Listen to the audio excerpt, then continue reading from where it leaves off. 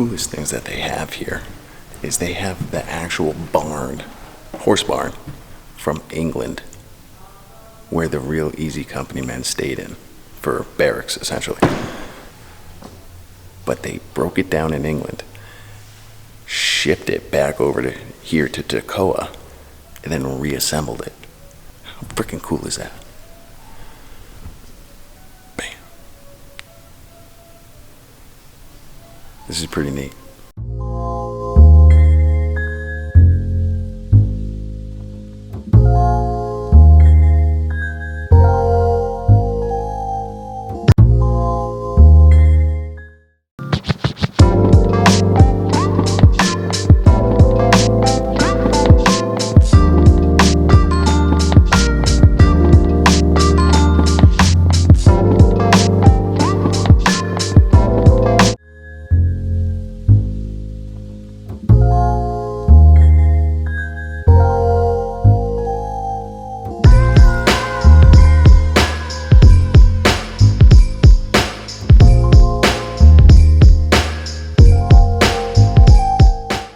You know, these pictures of the stable in England being disassembled and transported and being reassembled, it's really cool that, you know, someone had the foresight to kind of take pictures of this and document it. It's pretty kind of a neat aspect to the history of, you know, the 101st Airborne and Easy Company.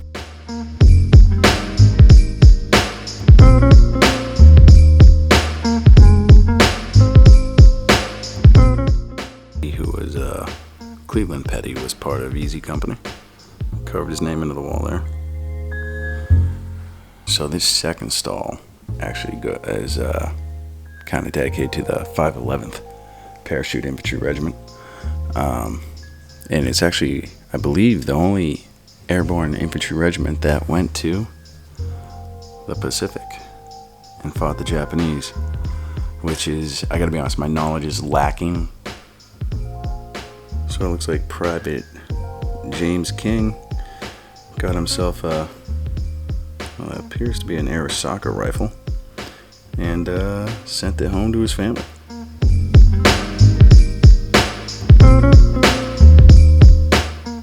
Can't believe that you were actually allowed to do that back in the day, but just so neat.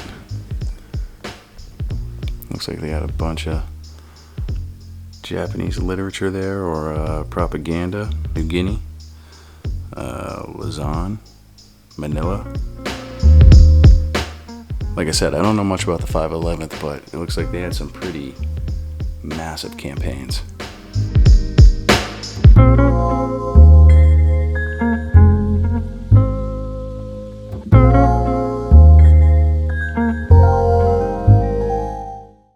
With all this memorabilia in all these stables and outside the stables as well, just playing this music in the background sets a crazy tone. I'm telling you, it's like you're just transported to a different time. Really, really cool. Well worth the trip up.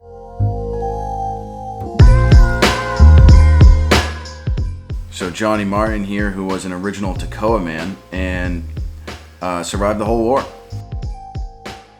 Don Malarkey, who was an original Toccoa man for Easy Company and was on the front line every day as long as Easy Company saw action, from D-Day and through Normandy to Operation Market Garden, all the way through the Battle of the Bulge.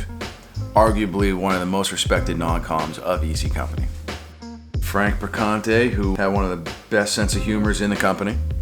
So these are the medals and decorations for Lieutenant Colonel Spears, who was the commander of Easy Company after Winters was bumped up to Battalion XO during Operation Market Garden. And this man needs his own series.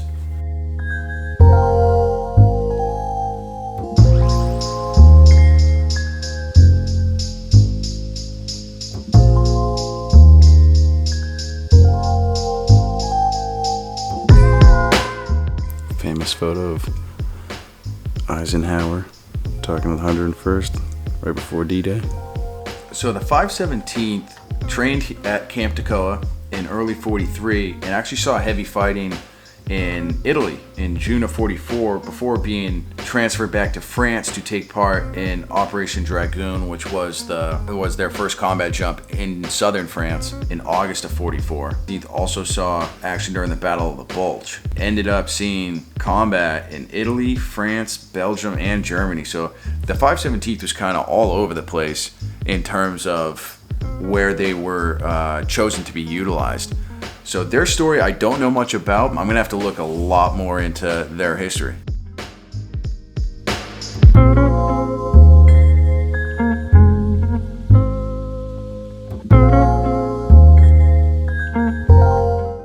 Now this is the man himself. This is Major Dick Winters, who was the famed leader of Easy Company and eventually of the leader of 2nd Battalion of the 506th. In the cynical world that we definitely inhabit today, this is a man that I look up to almost in every regard. From leadership to strength to courage to dedication to not just his job but also his men. There's a lot of attributes that you can really admire. So they have all of Lieutenant Meehan's medals here on display, as well as Sergeant Evans, all his medals. Both were riding in the same plane on D-Day when it got shot down. And they also have the medals of Colonel Ed Shames, which was, I believe he was the final Easy Company man to pass on. Any combat operation, it's extremely important to have good comms. The only thought I have in my head when looking at this typewriter thing is just, can you imagine being the guy that had to carry this thing around?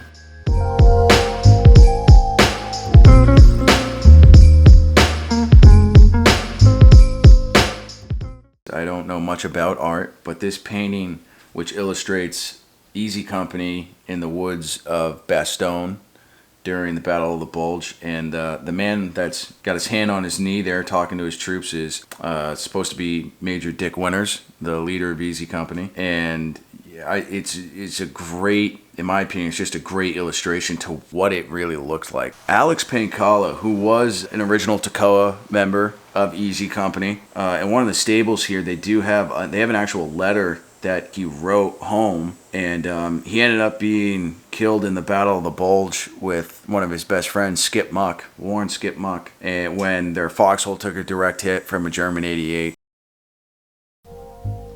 That is a 20 millimeter shell. That's grisly. So this flag was actually brought back by David Webster, about 4 or 5 miles outside of Berchtesgaden. Crazy that they have all this stuff here. And this last stall, I believe, is to just kind of give you an idea of what the setup here would have looked like when Easy Company was bunking here, waiting for the final orders to D-Day. So you had the stove there to kind of keep warm. And obviously you have a bunk bed here on the right and another one here on the left with the sheet. Just try to get some darkness maybe, or try to keep the heat in. But very simple barracks. You know what? In this generation, their entire lives are just made do. But the coolest thing about this whole stable is that when they took it apart, they found a letter stuffed in the walls of it. And the letter belongs to one of only Denver Bull Randleman.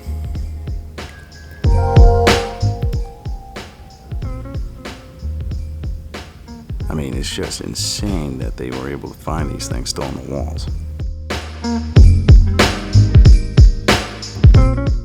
Only fitting in this particular stable where they found his letter to also showcase Denver's rank insignia as well as all his medals. Each one of those stripes means 6 months overseas. That's 2 years. Crazy.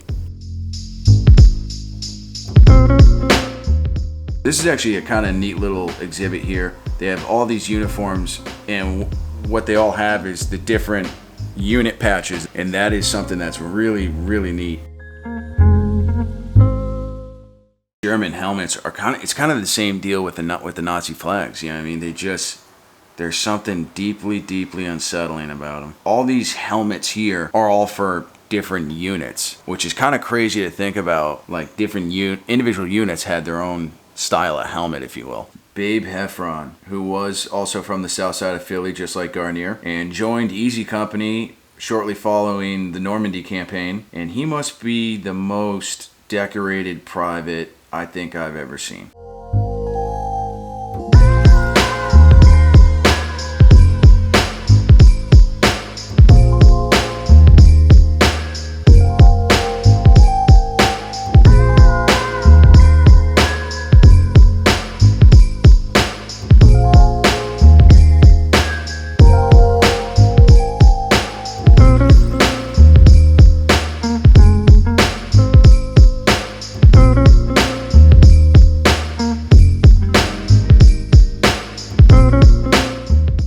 Thing that always strikes me whenever I see these old pictures, especially the men standing at ease, parade rest, is just how they're all young, but I think they carry themselves like goddamn men.